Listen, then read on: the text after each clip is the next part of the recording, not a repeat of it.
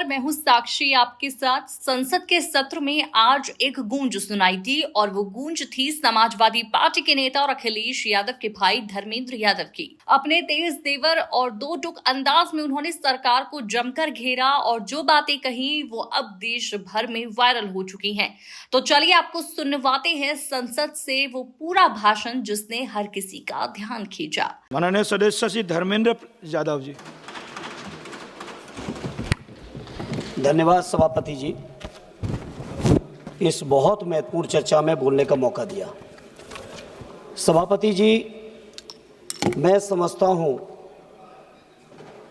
Operation सिंदूर चलाने की ज़रूरत इसलिए पड़ी कि पहलगांव का अटैक हुआ और सबसे पहले पूरा देश इस बात को जानना चाह रहा है कि आखिर ये अटैक हुआ क्यों, आखिर इंटेलिजेंस फेलियर इतनी कैसे हुई।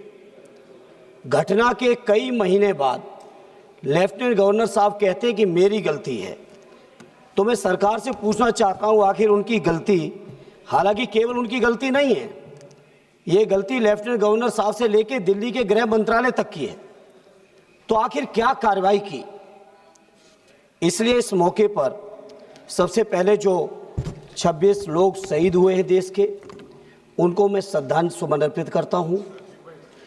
सेना की वीरता, बहादुरी, पराक्रम की जितनी भी तारीफें की जाएं, मैं समझता हूं सदन के पास वो शब्द नहीं है जो उनकी बहादुरी की तारीफ कर सके।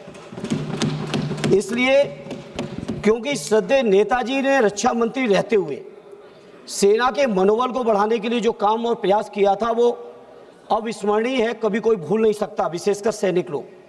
और उन्होंने कहा था रक्षा मंत्री रहते हुए कि हमारे देश के सामने हमारे सैनिक इतने बहादुर हैं कि जब जब लड़ाई सेना को लड़नी पड़ी तब तब हमारे देश को कभी हार का सामना नहीं करना पड़ा।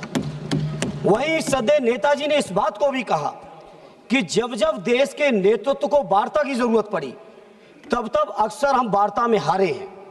जहां हम लोग इतने पराक्रमी सैनिक, इतना सफल सिंदूर ऑपरेशन कि किसी को हवा भी नहीं लगी और सारे आतंकी ठिकानों पर पूरी तरह से नेस्ते नाबूद भी किए, वहीं सभापति जी जहां पूरे 140 करोड़ देशवासी, चाहे हिंदू हो, मुस्लिम हो, सिख हो, ईसाई हो, बौद्ध हो, पारसी हो, जैनी हो, देश के एक एक नागरिक ने इस घटना के बाद सेना के साथ और देश और प्रधानमंत्री जी के साथ रहने का फैसला लिया और पूरे देश के लोगों ने कहा कि प्रधानमंत्री जी आगे बढ़ो, पूरा देश आपके साथ है। जहां पूरे देश की इतनी बड़ी ताकत साथ में हो, जहां इतनी बहादुर और पराक्रमी सेना हो, वहां पे सेना की जीत को, सेना के जो ऑपरेशन सफल हुआ, उस ऑपरेशन सफल को किस तरह से एक दूसरे देश के बैठे हुए राष्ट्रपति, अमेरिका के राष्ट्रपति दावा करते हैं कि हमने व्यापार के दबाव में ऑपरेशन ये सीजफायर करा दिया है। मैं समझता हूं ये हमारे देश के लिए पूरी शर्म की बात है। हमारे प्रधानमंत्री जी घोषणा करते, कोई दिक्कत नहीं थी।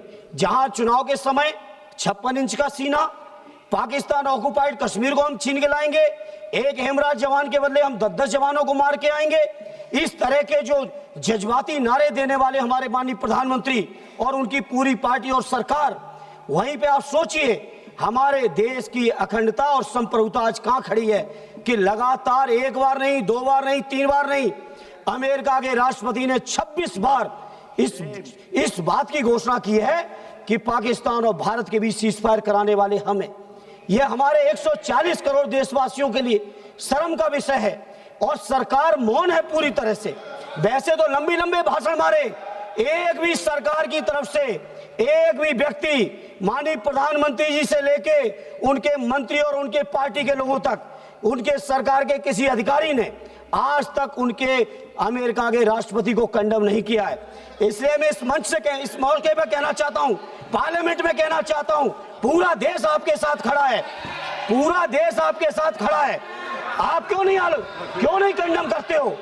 और दूसरा माननीय सभापति जी, आज मैं सत्ता पक्ष के लोगों का भाषण सुन रहा था, सत्ता पक्ष के लोगों का आज मैं भाषण सुना, इस तरह की बातें कर रहे हैं जैसे विपक्ष के लोगों ने समर्थन न दिया हो।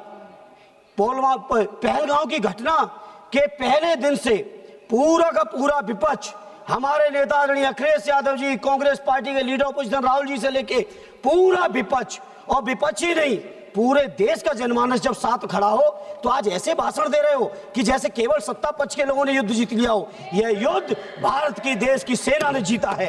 यह युद्ध हमारे 140 करोड़ लोगों की जो ताकत है उस ताकत ने जीता है। इसलिए सभापति जी, सदन में खड़े होकर कहना चाहता हूं, किसी को यह अधिकार नहीं है, हमारे देश का जो नागरिक नहीं है, हमारे देश के जो लोग नहीं है, चाहे वो अमेरिका हो या दुनिया का कोई भी देश हो, किसी को यह अधिकार नहीं है वो ये बात कहे कि भारत का समझौता हमने कराया है। नेहरू जी को आप लोग दिन भर खड़े होकर आलोचना करते हो, लेकिन मैं फक्र के साथ कहता हूं, चाहे नेहरू जी रहे हो, चाहे लोहिया जी रहे हो, चाहे उस समय के कांग्रेसी रहे हो, चाहे समाजवादी रहे हो, किसी ने कभी दूसरे देशों के सामने घुटने नहीं टेके हैं जो आपने टेकने का काम किया। धन्यवाद। ये सभापति जी, जहां आज इस मौके पर आज तक आलोचना नहीं कर पाए आलोचना। तो आपने सुना धर्मेंद्र यादव की बेबाक बातें, जिनमें था जनता का दर्द, सवालों की धार और एक जनप्रतिनिधि की जिम्मेदारी का एहसास। अब देखना ये होगा कि सरकार इन मुद्दों पर क्या जवाब देती है। ऐसे ही बड़ी खबरों और राजनीतिक हलचलों के लिए जुड़े रहिए हमारे साथ। नमस्कार।